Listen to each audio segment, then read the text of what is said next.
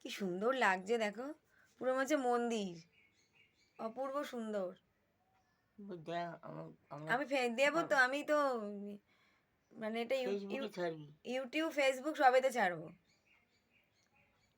আমাকে আমাকে বলে আমি নাকি পুজো করতে পারি না, পুজো করি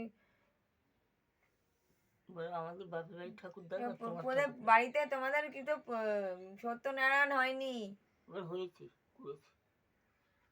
দাও দাও দাও, ভাই বলেছি পূর্ণিমা দিন এমনি করতে পারি তো তোমার মা? মনের যে পুজো মন থেকে ডাকা হবে, ঠাকুর ঠিক সাড়া দেবে। 7টা দাও, বাজাবো।